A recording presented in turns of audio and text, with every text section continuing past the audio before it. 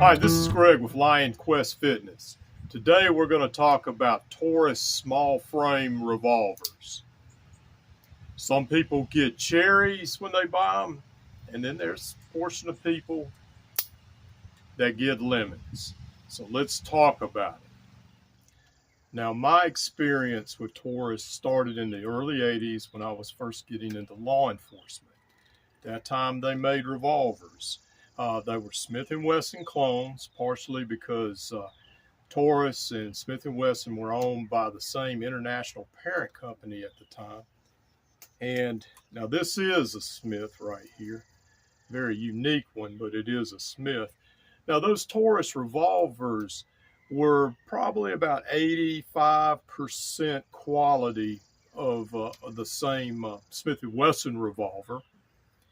They were decent revolvers, better quality than some of the ones you see now on the market, other than they probably would not have stood up to plus P ammo.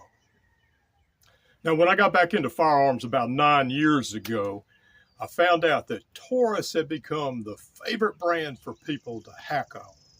Sometimes legitimately, sometimes not. Sometimes it was just hysterical. Oh my God, screaming memes. Oh my God, my gun, it tore up and it was horrible. Oh no. And I'm like, oh dude, you bought a budget gun or an inexpensive gun. What do you expect? Even the major manufacturers, they have quality control issues. Smith & Wesson and Ruger both have lots of quality control issues. Taurus isn't the only one. But let me talk about some of the Tauruses that I have owned, and I will share my experience with you. So let's start with the bad, the F-grade firearms. Number one of the first firearms I bought was a Taurus 605 poly protector. This particular poly protector was a piece of junk. Should have never left the factory. It was out of time from the beginning, shaved lead. I should have sent it back. I got thoroughly disgusted with it, but I did have a friend who asked for it. I gave it to him, and he just shot it single action until it finally fell apart. So poly protector is one that I would not recommend. Now let's talk Taurus revolvers. I tend to put them in two categories, pre-COVID and post-COVID, because there's definitely been a difference in the quality control. Now, before I talk about this gun, I did have a Taurus 82. It was one of the modern 82s in matte black. That was a very good gun. It would have made a very good duty gun back in the day.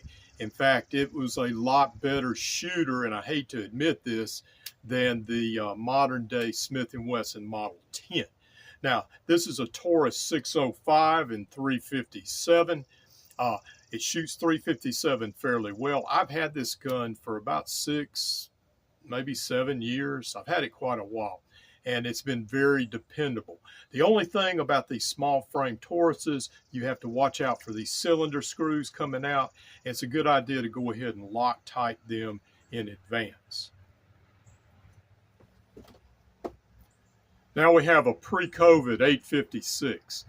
And I have to say, I used to hate this gun. Why did I hate this gun? Because I shot better with it than I did many of my Smith & Wesson snubs, including some of my Smith & Wesson classics.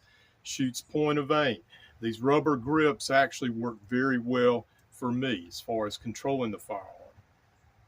Now here's another one that's pre-COVID, Taurus 85. And this is 5-shot, predecessor to the 856.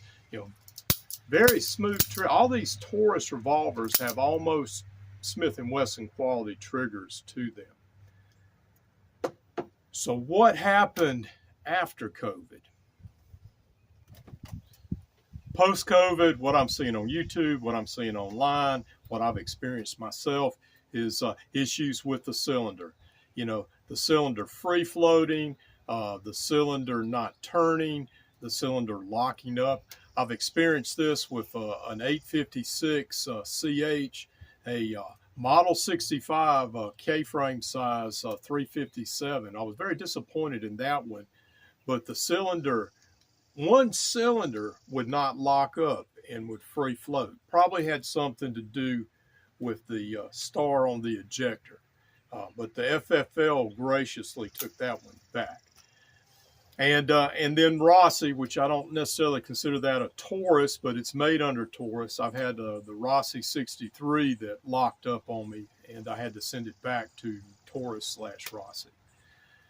So many people still get cherries when they get a Taurus revolver and are perfectly satisfied with their firearm. It works well for them and no problems.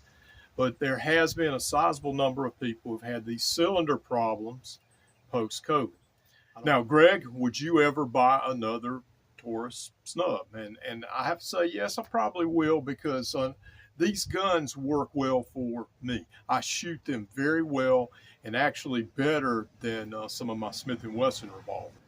But at this point in time, would I recommend somebody buy a Taurus small frame revolver or a Taurus K-frame revolver or any Taurus revolvers?